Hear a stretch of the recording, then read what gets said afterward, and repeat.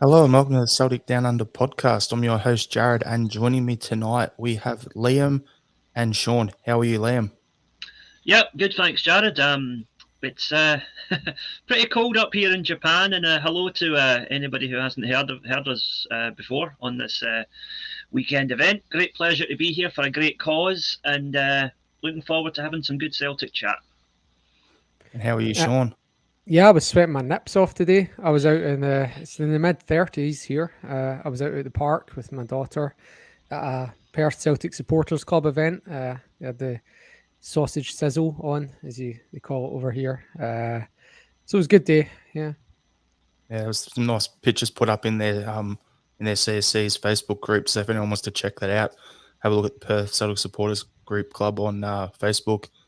Good cause that everyone out there. And talk about a good cause. This charity weekender raising money for St Mary's. Thanks again to Paul and the Acsom team for having us on. It's the second year in a row, and happy to be on and do our part. So if you haven't donated and you can, please do so. So what we'll do is there's been, since our last podcast, so we normally record, for those who haven't listened in, as Liam touched on, we normally have a podcast out pretty much every Wednesday. So we skipped that so that we could put this week's podcast today. So since our last pod, there was a Celtic played by Leverkusen, had a 3-2 loss. We had a 2-1 win against Aberdeen, and then we had a 1-0 win against Hearts. So we won't really touch on Leverkusen and the Aberdeen result because pretty much everyone's done that to death already. So we'll talk about the Hearts game. So, Sean, do you want to give your rundown on the 1-0 win against Hearts? Point out anything that you found interesting or saw from the game, and then we'll just go from there. Yeah, lots of things. Obviously, the thing, 3 points is outstanding. The crowd sounded quite good. They sounded like they were really engaged in it and recognised the importance of it. Second versus third. We're with us sitting in third before the game, so we've taken that step on Hearts now. Hearts were doing the usual shite, putting the boot in early. Bobby Madden letting them away with it. Usual gamesmanship crap as well. Stuff like Robbie Nielsen kicking the ball away from stop us taking a quick throw in, all that sort of thing.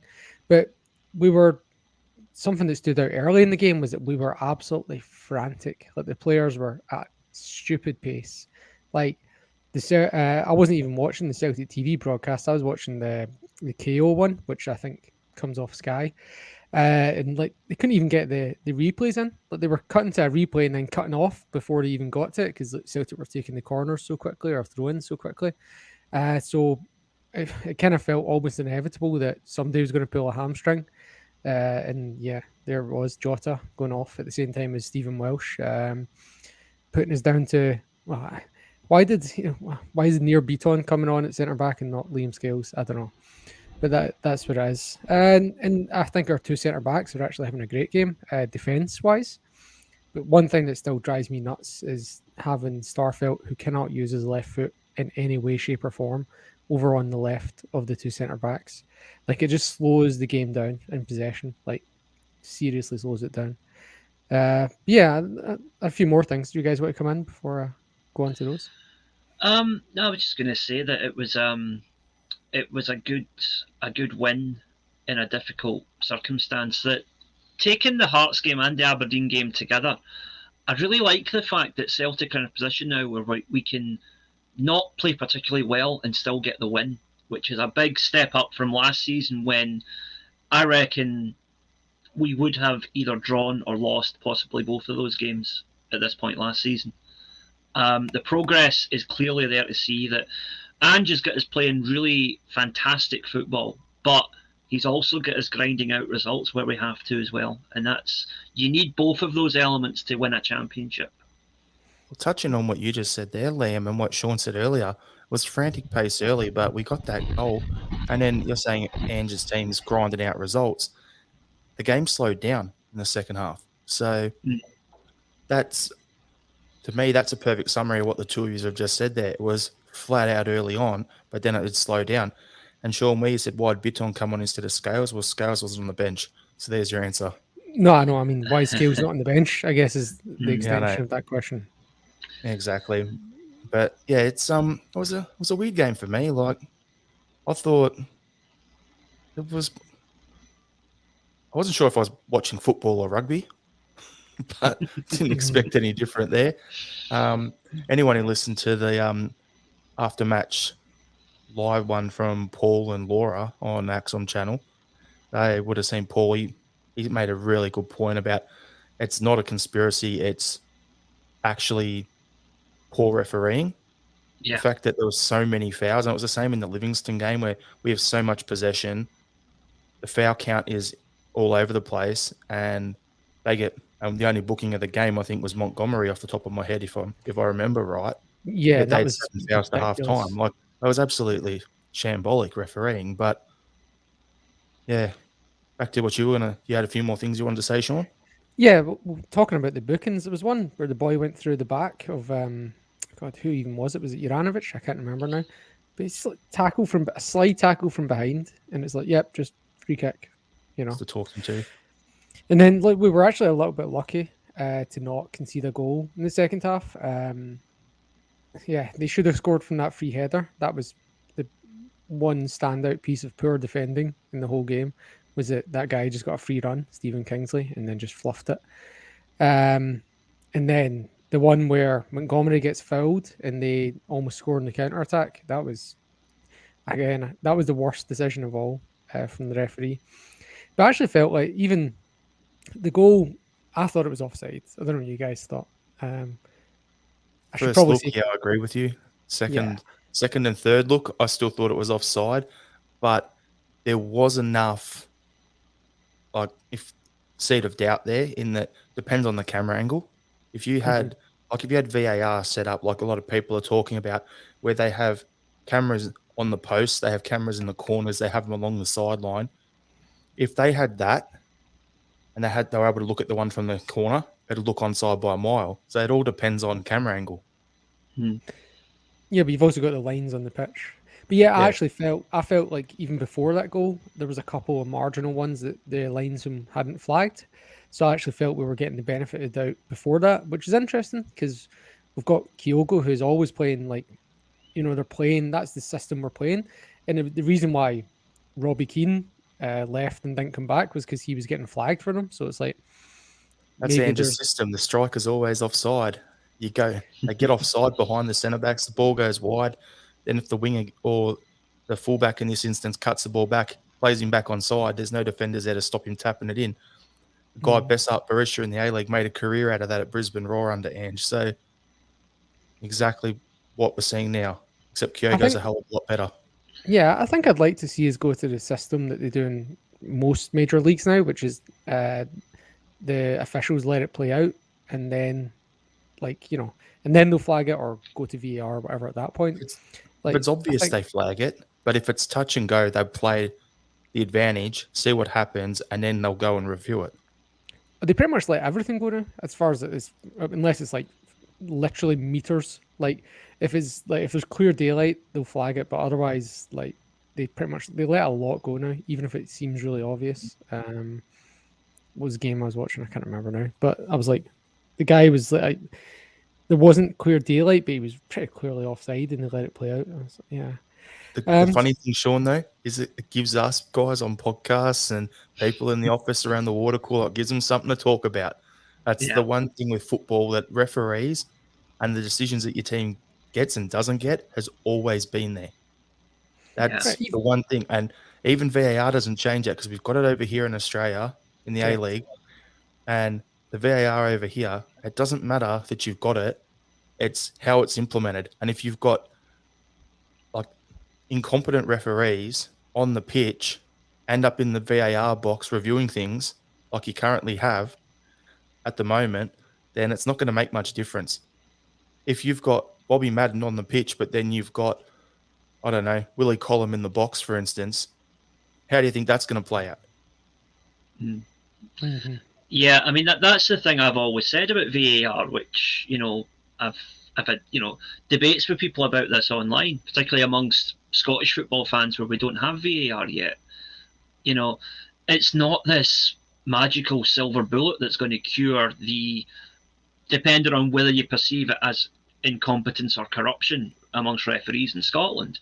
I personally think it might be a bit of both, but The fact is, if they are still adjudicating that, they're the ones that decide when do you consult VAR. They're the ones on the VAR monitors. The problem is the people. It's not the technology. Giving those same people new technology is not going to make them any more competent. If I'm computer illiterate, giving me a brand new Mac isn't going to suddenly make me magically computer literate.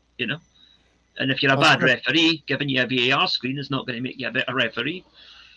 I just want to touch on something Cal said in the comments where they've gone, shows you how far behind Scottish football is when the Australian League has VAR before us.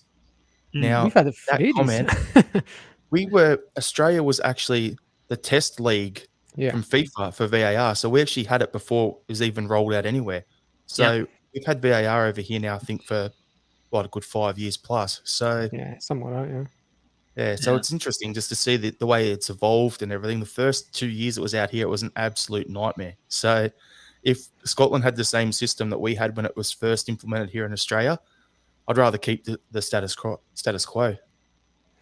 Yeah, we were definitely ironing out the kinks there, weren't we, down here? Oh, useless. I mean, that's the other thing about it, though, is like it's inevitably going to come to Scottish football. It's a question of when. But I actually kind of like the fact that, in England for about the first 18 months, fans were complaining about it every week. But now that it's been streamlined and refined, it's actually a much better, smoother, less disruptive process. And people are used to it now, Liam, too. Aye, and you get used to it. And I think that we're not going to get, Scotland isn't going to get the same VAR that Australia got 5 years ago. We're going to get this, hopefully, the refined VAR that's now operating in most of the major European leagues. I think whenever Sevco have a game with VAR, they'll probably have like a audio-visual technician up there so that they can be doctoring the footage and live for the Kevin Graham said in the comments, in Scotland it'll be visual assistance for Rangers. Great call, Kevin. Love it. Yeah. So anything? Sorry, yeah. I was just going to call back to the first Hearts game. I actually rewatched it, the highlights, and a couple of things that jumped out at me was if you get a chance, you should go back and watch it. The one we lost at Tynecastle in July. The goal we conceded at the start to go 1-0 down is, it is unrecognizable from the team that we see just now. And that was the biggest thing to me. It was like, wait, how many months ago was this? This is like a different team, and it was like 4 months ago or whatever. Like, I can't even, honestly, you need to watch it. But then you actually touched on what I was going to say next anyway there, but keep going and and anyway, the other thing I was going to say is if you're in a VAR system, then we go 2-1 up in that game. Do you know what I mean? Aye. And then Robbie Nielsen didn't come out after the game and credit the officials with his victory for that game. So two things on there. First thing, Robbie Nelson at his age with that haircut, mate, just give it a rest. Second of all, yeah, you're spot on there. It's like we had one taken off us that was onside. We had one that could have been offside given for us. This one, swings and roundabouts, basically. It's the end of the day, it's evened out. So I'll look at it and go, whatever. It all plays out, they say, over the course of a season. That's the first time in my life being a Celtic fan I can remember it actually has played out in the same season. So yeah, exactly. Yeah. But what we were saying before, Sean, where you were saying about if you watch the first Hearts game, comparing it to now. I was on the Friday bulletin with Acsom, not this Friday, last week. And it's something that me, Tony and Laura discussed on there was how do we think Angie's team is compared to where I thought it would be? And I said we're ahead of schedule. Like what I thought, the way we're playing now is what I probably would have expected to see maybe in April. That's where I think in terms of the way we're going forward, attacking, and the way that it's all played out. We still need to strengthen the back line and get maybe another defensive midfielder in, another striker as well. But that's going to play out over time and over transfer windows. But as you were saying, Sean, watch the first Hearts game to this one, and it ties in perfect with that. I think we're ahead of schedule. And I'm happy to say that. Yeah, I when Ange came in, my biggest worry was that he wouldn't be given time to get the results needed to satisfy the wider support. But if you'd have said to me after that Hearts game in July, okay, we're going to get to December and we're only going to be 4 points behind Rangers, and we'll have played some really good football, I'd be like, aye, I'll take that. I'll take that. And we're going to finish third in a very tough European group with 3 teams that were all, probably at the start of the season were not expected to beat. I think, considering he's only had one window to bring in his own players and shape his own team, the transformation is incredible. It really is. Did you see he called out Mikey and Abada specifically yesterday? All right. No, I didn't see that. So is everyone else in the comments, mate. No, I meant Andrew Postecoglou. He called. I know what you meant. I was just having a laugh there, Sean. He specifically called those two out, saying like, "Oh, well, this is why they're here. They're here to play games, so they need to step up, and this is their chance when they get it." I agree with him on that. Like, Mike, let's be honest with Mikey. If he was off at Hibs, tearing the league up, doing well, doing what Martin Boyle's doing, right? Or even giving us those 20-minute bursts in the same way Doig did last season there, we'd be linked to him. It'd be like, oh, he's one of the best up-and-coming young talents in Scotland. Celtic, when's he going to be at Celtic or Rangers? That's what we've seen. I've seen it my whole life. But because he's one of our young kids coming through, everyone's on his back. But he's at that age now. Yes, he's had injuries, but the time is now. He's got to step it up. Because otherwise, he's basically teetering at the same place in Ronnie's last year where Jamesy Forrest was. Where if he left the club at that point, a lot of fans would have been like, oh, well, we're not going to miss Forrest, but look what he's gone on and done for us the last 5 years. So I think Mikey's at that same crossroads at the moment. He needs a run of games, but he's got to do something. Where Ralston was 6 months ago. Exactly. Yeah, no, I mean, don't think anyone doubts that Mikey Johnson's got talent. But there's more to football than talent, isn't there? The best kind of ability is availability. And, Well, let's be honest. Lewis Morgan had talent, but he didn't do it in the Celtic shirt. He did it at St Mirren. He did it at Sunderland. Didn't do it with us. He's doing it in America. Players have got their level. Where's Mikey's level? He needs a few games for us to give him a run of games, especially with Jota out. He's going to have to step it up. But at the same time, is this his level? Can he cut it at Celtic? Now is the time to make a stand and prove your spot. And even if he moves on, he's like a £3 million player. So for someone that you paid nothing for, the academy producing players worth millions of pounds is like, if you're St Mirren, you're saying that's you're absolutely buzzing about that. So even if these players are not going to be ripping the league up, you still want to be producing players that are going to do something at some level and bring something back to the academy financially. That is one thing Ange is good at. He does bring through players. So I'm looking at it going, there's so many young guys in the squad at the moment that, okay, they may not be starters now, but if over the next few years, is Welsh going to cut it? Is Mikey going to cut it? It's gone mental blank here. There's a couple other defenders. Monty. Who was the other young centre-back that played against Midtjylland? I've gone blank. Dane Murray. Dane Murray, that's the one. Are these guys going to progress over the next few years? Now, if Andrew's at the club 3-4 years' time still, which I'm hoping he is, and things are going great, and we're like, on our way to 3 or 4 in a row or whatever we are at that point. If we get to that point, these guys need to be either regulars or have gone out on loan a few things, doing the Ryan Christie path to come back and be ready to jump straight in and not lock themselves down a spot. Yeah, Dane Murray needs a year at Falkirk or Kilmarnock and then a year at Aberdeen, and then that's surely he's got to be first team ready after that. I mean, the guy's a Scotland's under-21 international, so yeah. I mean, particularly the case of Mikey Johnson. If we do sign one of the Japanese players that we've been linked with, which we'll come to in a wee minute, he is, in my opinion, just a better version of Mikey Johnson. So I think Johnson's time's up if we sign the player in question. What about age? Age for age, is he better? Well, how old's Johnson now? 23, I believe. 22, 22, 23. Right. Well, my age is 24, so there's nothing in it really. There you go then. Okay, that answers that question. Aye.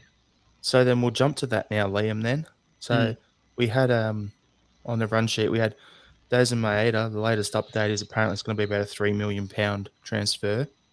Yeah. And also Rio Hatate transfer is pretty much done according to all reports. I've seen the figure for him at about 2 million listed. Yeah. 2.5 million. What are you seeing over in Japan? Because that's where you're based. So that's a man in Japan. What do you got on the go? Right. Okay. It's interesting because looking at where Celtic need to strengthen at the moment, I think Hatate is a more useful player for us.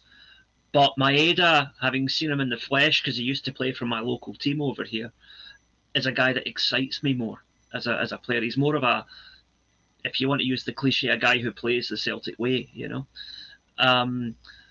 Hatate, left-sided, has played left back for most of this season in winning the league with Kawasaki Frontale. Although that's not his natural position. He's naturally a midfielder. But he has done really well at left back. So we can put him in at left back. We can put him in. He could also play that defensive midfield role that we were talking about. He's actually quite good going forward as well when he wants to. He's very versatile, and I think versatility is something that we need a lot of, because we don't have that many players at the moment who can switch. I mean, Beaton is the only one really who's played multiple positions this season, and we know he's not a central defender; he never will be. But he tries his best, you know. But so Hatate is going to be probably a more beneficial acquisition, but I think Maeda is the one that would get fans more excited. He is, he can play centre forward, he can play left wing, right wing. When I saw him play, he played for quite a small team here called Matsumoto Yamaga, who are now, actually just last week, got relegated to the 3rd division in Japan. They were in the top league when I saw Maeda play for them 2 years ago. And pretty much after he left, everything imploded and they got relegated, and then they got relegated again. So they've done a Sunderland. But the one thing about Liam, what uniform did he wear there? At that time, Matsumoto's home jersey was the green and white hoops. And Maeda looks good in them, I'll tell you that much. One thing that you're talking about there that's interesting is talking about Hatate playing out of position. And was you say Maeda plays everywhere as well? Interesting parallel with Kyogo, who was playing, correct me if I'm wrong here, but I believe he was playing left wing for Yokohama. For Vissel Kobe, yeah. Kobe. But despite playing left wing and all his YouTube highlights being left wing, Postecoglou actually identified him as a striker and signed him and put him up front, notwithstanding Ibrox. It's interesting parallel. It's something of a common trait amongst a lot of Japanese footballers, and Japanese athletes in general. Actually, is like something that's really drilled into you from a very young age. Because I work in public schools in Japan, so I see how kids are taught, sports and other subjects, and versatility is something that they put into you from a very young age. It's like you play wherever the team needs you to play. It's not about you, it's about the team. And so a lot of these Japanese players, they actually get recruited into the J League teams directly from high school. They go from high school directly into the teams. It's like a sort of a feeder system. And usually they carry forward that idea of like, okay, I'm not just a left winger. Sometimes I've got to be a left back. Sometimes I've got to be centre mid. Sometimes I've got to be a striker. It's wherever the team needs me this week. And Maeda embodies that, Kyogo embodies that, and Hatate especially embodies that. So and I totally agree. I guess to part B of the point there was that I'm also praising Ange for being able to recognise a player's actual strongest position, even when they're not playing there. And like some of the talk is about Hatate coming in as a centre mid, and look at how well Near Bitton's done in the last 6 weeks. After he's been shunted forward and stuff like that. Yeah, I I'd actually be don't interested mind to Nick see. on at central mid because of Sorry. his height. Like the one concern I've got with a Hatate coming in if he's a defensive midfielder and plays in the 6 role is his height. Like I've been saying for ages, look at us against your Aberdeens and particularly against Rangers. We seem really small and light on in the middle of the park. So if we're going to get a defensive midfielder, I actually would like a Victor Wanyama type, someone who's a bit more stockier and filled out or a bit taller. But if Hatate can do the job there, I'm still happy for him to come in. But what are you going to say, Liam? My response, well, I'll come back to what I was going to say in a second, but my response to that would just be, well, how tall is Scott Brown? Sorry, I'm being a bit facetious there, but or Claude basically, McAlely or aye. And if you've got the ability, I don't think height is as big an issue as it used to be, or as big an obstacle as it used to be. And the way Japanese football has progressed, and the way you see Japan competing when they play at the World Cup now, it shows you that the fact that they are physically smaller than Europeans most of the time doesn't actually hold them back to the extent that it used to. But what I was going to say to comment on what you said, Sean, about Ange picking out Kyogo as a centre forward despite him not playing centre forward, I am really intrigued to see if we do sign Maeda and Hatate, to see where they are deployed and where they fit, because obviously Ange knows something I don't, but I'm at a bit of a loss as to how Kyogo and Maeda are going to play in the same team because they're very, very similar players. Well, I've got something in front of me here, Liam, which I saw online. I can't remember. I think it was one of the red tops. Don't come at me in the comments, everyone. But it was how Celtic could line up with Hatate and Maeda. And the lineup they gave us was Joe Hart in goals, Juranovic at right back, Carter Vickers, Julian if he's back, otherwise Starfelt at left back, left centre back, and then Hatate at left back. Midfield of Rogic, Turnbull, McGregor, Jota playing left, Kyogo in the middle, Maeda out right on the right. Now that's how they've said it. And if you're going to do that, Jota and Maeda can just switch wings and go the old Neil Lennon tactic, switch the wingers, and it would work anyway because everyone's versatile up the front. But that's what they're showing online as a possible. Now, so we're saying Forrest is bombed out. Forrest is out, and so is Ralston. But yeah, look, on those 2 setters that Forrest missed at the weekend, can you imagine if that had been Leila Bada missing those 2? He would have got it tight. Yeah, he would have got it tight. But yeah, so Forrest has struggled to come back into the team. But I think, look at the goal he scored in the semi-final. Could you really have Forrest out of the team? I'm not sure. I think Forrest, just my opinion, I think Forrest is a good guy to have on the bench. I think he's a good impact player. All right, we're talking about the injuries and everything early on, right? And players dropping out now and guys coming back in and all that sort of stuff. And you look at our bench against Hearts, for instance, right? And just getting that up now. Our bench, Bitton, a Yeti, a Bada, McCarthy, Johnson, Bain, Montgomery.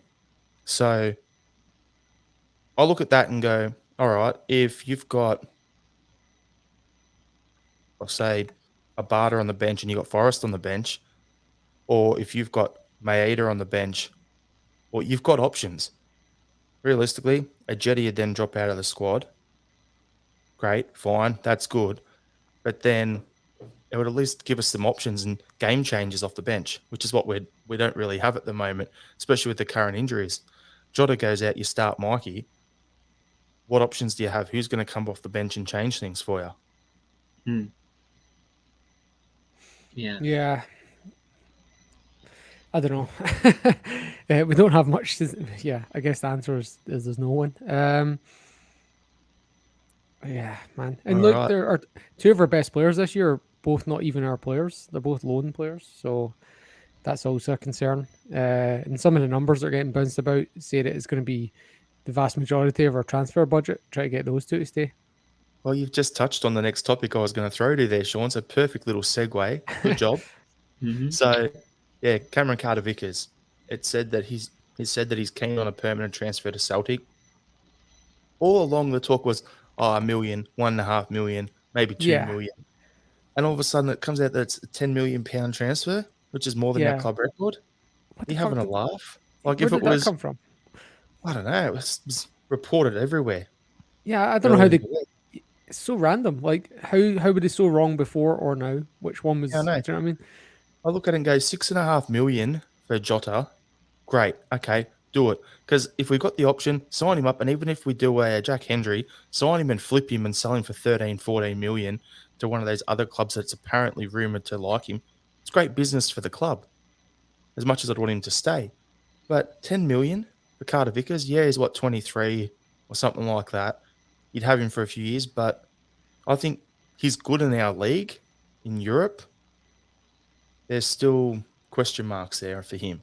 And I wouldn't spend 10 million on him. Like if we're paying 6 million for him, and then with add-ons based on performances, league titles, number of appearances, all that sort of stuff, it eventually got up to 10. Fine, I could consider that. But when we're talking about Maeda for 3 million, Hatade for 2 million, why would you spend 10 million on a centre back? I'm sure you could go and get Ko Itakura, who's on loan this season's out of contract from Man City at the end of the season. You can get him on a free, and he's a left-sided centre back. I know you're a fan of that idea, Liam, but I wouldn't spend 10 million on Carter Vickers if you can fix the problem of balance in our centre backs. Get Itakura in, join our Japanese crew over in the east end of Glasgow, and then you can move Starfelt over to the right centre back spot, which fixes your concern, Sean. So there's options there, but to 10 million, nah. See, the thing about this 10 million thing, right? Now, I'm just going to, this is just my take on it. I could be completely wrong, but when I used to work with the newspapers, the way it would work is that a player would come out and say he's interested in a permanent move, and then a day or two later, the totally outrageous figure comes out because the club now know that there's a potential for a deal to be done there, right? And I think that's what this is. I think Carter Vickers is being genuine when he says like he loves being at Celtic and would like to make a permanent move. I can understand it, and I'd love to have him. I think he's been a good addition. Yeah, but I don't love him to the extent that I'd give 10 million for him. Exactly. But I think the 10 million figure is just that is just wild. Like, you know, look, he's not worth 10 million. How about 5 million? Then they're like, no, we want 7, and it will start a kind of bidding war. We'll probably end up, if we do sign him, it'll probably be for something about 3 or 4 million, I would guess. I've got a weird theory on this, Liam. You want to know what it is? What's that? Suddenly, if Carter Vickers is worth £10 million, that number's being thrown around, so the papers can then report that Connor Goldson's going to be sold for the same money. That's what my theory is on it. I think that's not a wild theory. Do you know, that actually, knowing the way the Scottish press works, that absolutely makes sense. Yeah. So here's a quick question. Say Carter Vickers was our player, right? Whether we signed him from Hibs or through the academy, whatever. Say he was our player, putting in these performances, and Bournemouth or whoever come in for him in January or at the end of the season. How much would you be thinking he's worth going in the other direction? I'd say Julian money, 6-7 million. Well, honestly, would you not be saying north of 10? You know why I'm saying that? Because I'm being realistic and knowing off the back of COVID, where there's been a lot of clubs don't have money. That's what we'd get. We'd get realistically, depends on the length of his contract, first of all, but the age profile. If he had 1 or 2 years left on his deal, we'd probably only get Stewie Armstrong money. That's it. Because honestly, I'd be saying 11, 12. That's what I'd be saying. So I agree with you that 10 is outside our price range, but if it was in the other direction, I'd be saying more than 10. So, yeah. And look, the guy's no use to Tottenham. He's not going to get a game for Tottenham, so that's what makes the difference here, is he's a more valuable player to us than he is to Tottenham. But, yeah. And on the subject of Jota, one of my friends down here, he's an Inter Milan fan, but he's also Australian. And an Andrew Postecoglou fan, so he started watching Celtic this year. So I was chatting to him the other day, and I said, we've got a boy here that you could do with at Inter Milan. And he goes, you mean Jota? And I'm like, oh. So he knew, like, straight away that was the player he went to. He knows who I'm talking about. Like, so if we can get Jota for 6.5 million, even if it is just the Jack Hendry thing where, oh yeah, if a Champions League team comes in, we'll let you go for 12. Fine. I'd rather he stayed, obviously, but if we can flip a profit, do the Jack Hendry thing. Well, I can tell you as well, I've got a mate who's a Dortmund fan, and they're talking about him on all their social media pages too, after what he was like against Leverkusen. So German clubs are going to start looking at him too. So I'd love to keep Jota long term for 2-3 seasons or whatever, sign him permanently and keep him for another 2 years and then sell him on. But realistically, I think he could be the sort that we do a Jack Hendry, sign him and flip him. Yep. And then if that 6 million, if that 6 million fees being agreed, we could double that overnight, I think, for Jota. And yeah, then definitely. You look at Maeda, you sign him, he can play on that left wing to fill his spot next season. So there you go. Mm-hmm. Speaking about signing players, somebody in the comments, Ed Janauskas, is talking about John Suter. That was one that I wanted to talk about. I actually thought the two Heart centre backs were both amazing on Wednesday night. I thought we've struggled. Any team in the league really struggled to break. Excuse me. Any team in the league has struggled to get past them, and given that he's a free, I'd be having him in January for whatever Hearts want. If it's up to $1 million, no, do you know what, even if it's more than $1 million, I'd be taking him. I think John Suter's an excellent player. I think Halkett is a good player. I think those two centre backs. I mean, look, I thought our two centre backs were great on Wednesday as well, but I think those two are really good as well, and I'd be looking at them as potential signings. Here's a thought then. How about we sign Suter and then loan him Murray? Get in games. That would be ideal. That'd be ideal. All the boxes. Yep. Yeah. No, that'd be ideal for me. I really do like John Suter. He's a ball player as well as a good defender. There was one tackle. I'm actually not sure if it was Suter or Rogic, but there was one where Rogic got played in and he took an amazing first touch to basically put himself through in goal. And then whichever Heart centre back it was just like got a foot in from nowhere from about 10 yards away. I don't know how he did it. Like, it was one of the best tackles I've ever seen. Do you remember the one I'm talking about? It was first half, and it came from the left wing. It must have been Jota. Played him in, and he just takes this great first touch, and the Heart centre back is way behind, and just somehow manages to get his foot in the ball. Anyway, yeah, it really stood out for me in the game. I had a slight issue. It's called Work Christmas Party last night after the game, so I'm kind of like a little dusty on it. Anywho, yeah, John Curry has said, I'd be concerned about Suter's injury record. That is a concern now. But he's over. He seems to be over it this year. Yeah. Like, realistically, we've got guys like Mikey Johnson's got an injury record that probably match his. Let's be honest. And also, Achilles is not the sort of thing you usually do twice. You do one, you do the other, you're good as gold. But that's it. I mean, yeah, he did the two of them, but like, you don't normally. It's not like a knee. It doesn't normally go again. If you know what I mean. If it had been like his cruciate or something, I'd have been like, don't know. But like you said, Achilles injury is one that usually heals back stronger. So I'm not even sure if it heals back stronger so much as they just staple it onto your bone or whatever, so it can't snap again.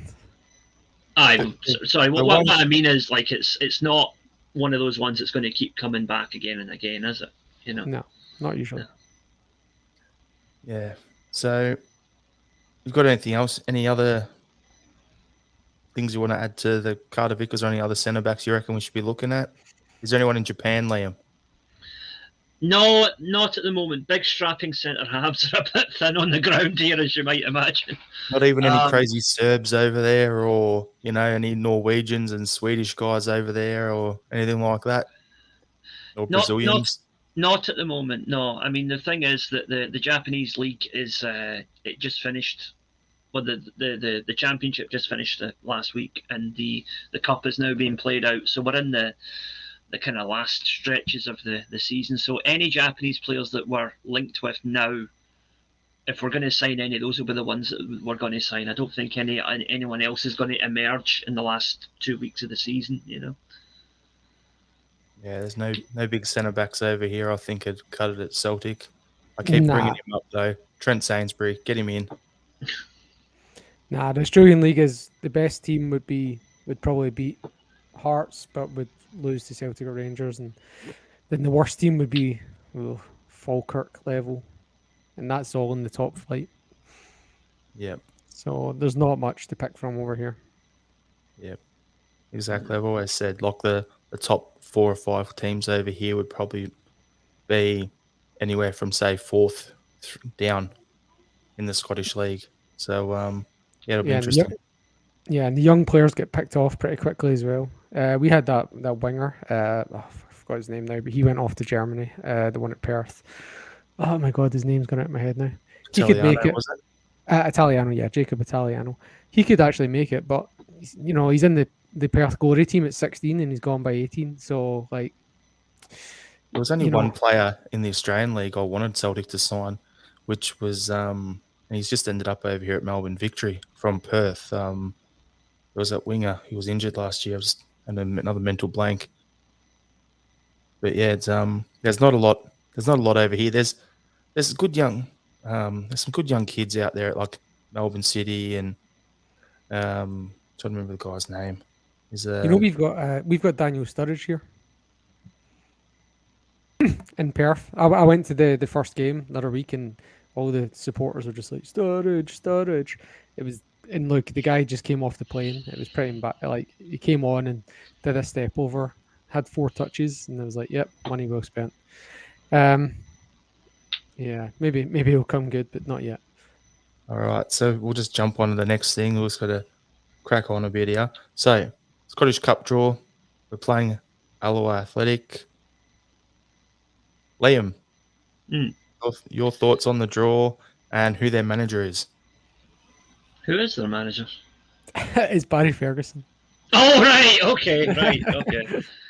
All right. Well, it's a good scalping is well due then. But no, the good draw for us. Good for Alloa. They'll hopefully get a few quid out of it. You like to see the wee teams benefit from these games. They won't because it's in Alloa. Ah, right. Is there no an option of them switching it to like a bigger stadium or something? There is, but not there is, but will they? Probably not. Aye, because the thing is, those Scottish Cup ties, we usually, even if they're at Celtic Park, it's usually about 15,000 to a crowd or something. And so, because they don't put them on the season book anymore, do they? Not usually. No.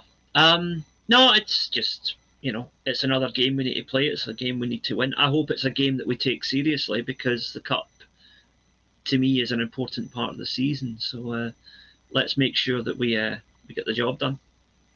My main question, Jared, is what day of the week is it? Would not have a clue. It'll be Sunday, won't it? Oh, it's going to be a Sunday, isn't it? That's why I'm asking. It's the first game back after the break. I know that much. Yeah, because our first game in the Sundays, or next Saturday game is supposed to be 29th of January. So I'm worried. Nah, it's not been scheduled yet. So 22nd of Jan. No, it's not got a time set to it, so that's just a placeholder.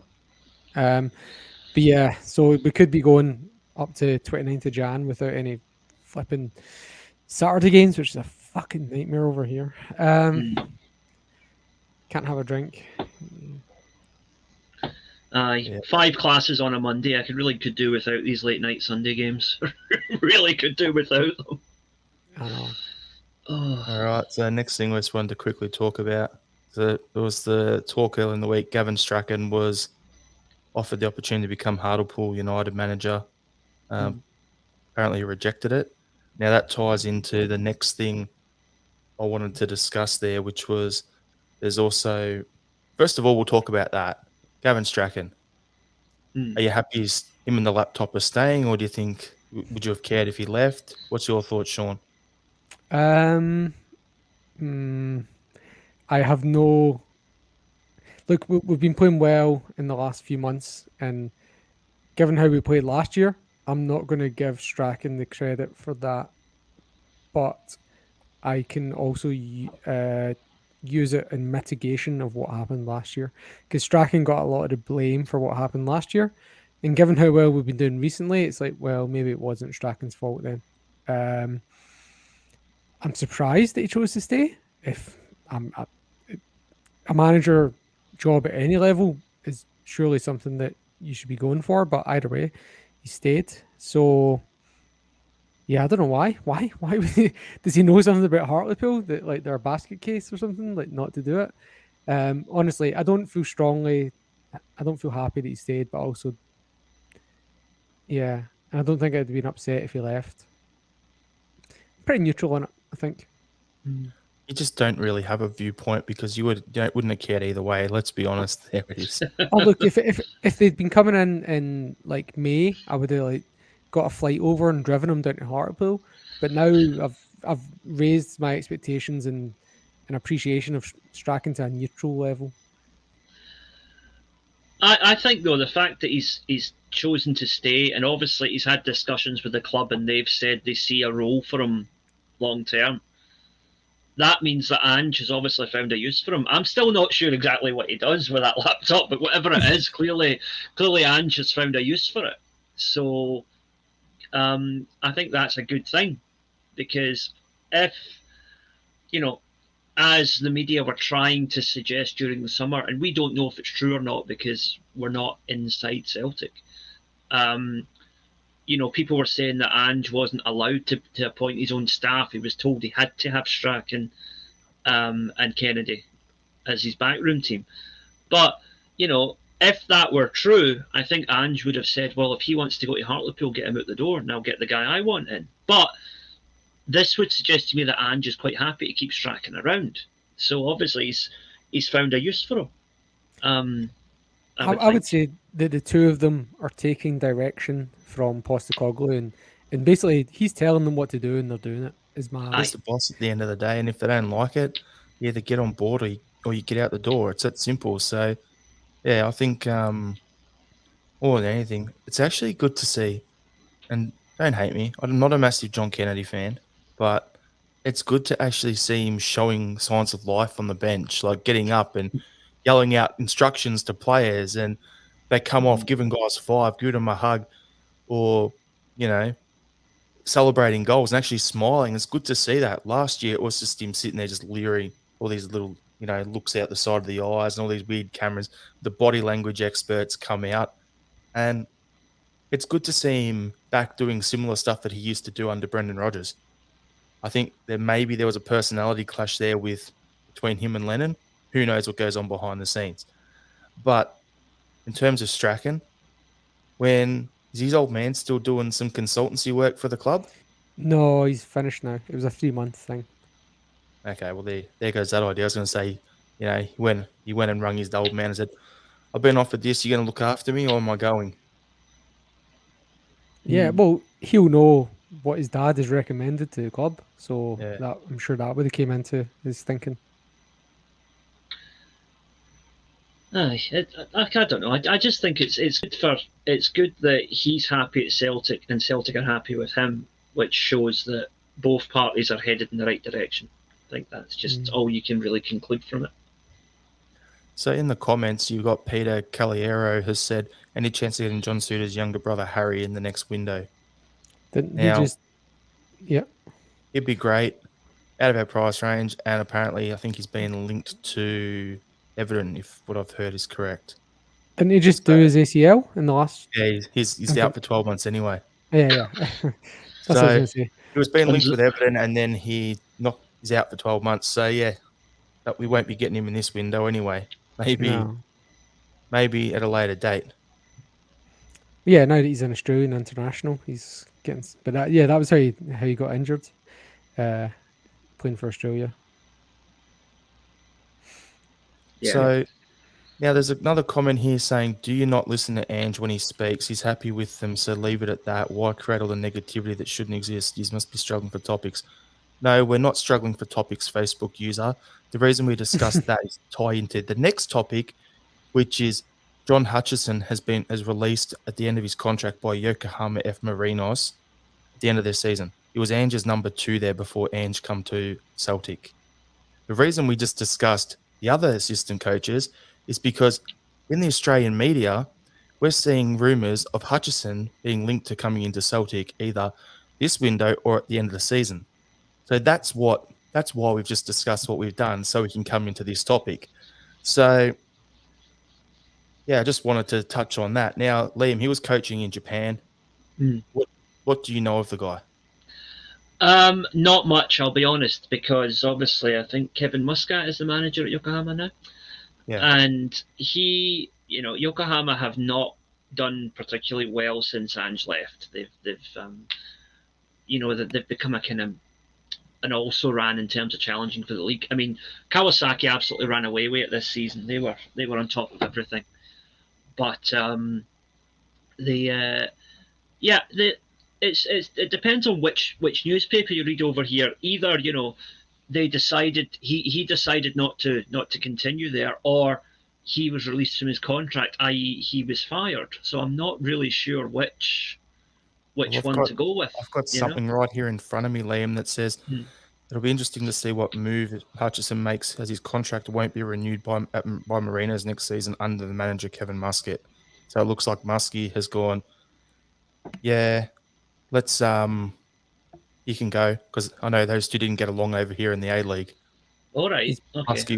Muscat was involved in Melbourne Victory. Hutchison was at Central Coast Mariners under Graham Arnold. There was those two were both hard bastards on the pitch, and they didn't really get along. They kick lumps out of each other. So, right, okay, right. There's that whole side of it there. But yeah, I'm just putting two and two together. Ange just said he's looking for more appointments and bringing more people in. It makes a lot of sense. And Hutchison's got the family background over in Scotland as well. So, yeah, it'll be interesting to see if the rumours and everything we're seeing over here are true. If he goes, used to be at Seattle Sounders in the MLS as well as an assistant coach and assistant manager there. So he's got some experience. It'll be good for Ange to have, someone that he's got that relationship with over in Glasgow, but I think he's doing well enough without it. Yeah, I think the biggest vacancy would be in someone in a kind of director role, and also from what my understanding is, the scouting department's still pretty thin, which is surprising because the latest rumor I heard is we're looking at someone in Iran or something like that. I'm not sure, but we've been linked with Japanese, Brazilians, Iranian players. We're still signing players from Dudu Dada in Israel, but by all accounts, we're pretty thin on the ground in the scouting department. We only signed one sports scientist to replace one that left. I feel like that department could do with beefing up. So, do you demote John Kennedy if you're bringing in Hutchison? Or do you bring in Hutchison as a director of football? What do you do with the rumours with the old back to the Brendan Rodgers thing where the talk was they were going to put Kennedy as director of football with Rodgers there? Do they look at that path again? Now that you've got a Lorwell Patsy in as the interim CEO, do you put him in? Do you put Kennedy in there, and do you bring in Hutchison as assistant manager? Yeah, or performance director, or whatever they call it in Manchester United these days. But yeah. Yeah, I think you'd have to be careful with that though, because it could create the perception that somehow whoever becomes that person would then outrank Ange, and Ange is the main man. And I think it needs to be abundantly clear that he calls the shots. It seems like the sort of guy who doesn't, he runs his team his way and doesn't really entertain the idea of like other people telling him how he should do his job. And quite rightly so. I think that's the best way to run a football team. So I don't see someone who was once his number 2 coming in and becoming director of football, which in a club hierarchy standpoint would possibly place him above Ange. I don't think it necessarily does. Like when you think about who was our last, was it Jock Brown? What was his role? Was it director of football? Was it? No, he was managing director. That's what it was. Managing director.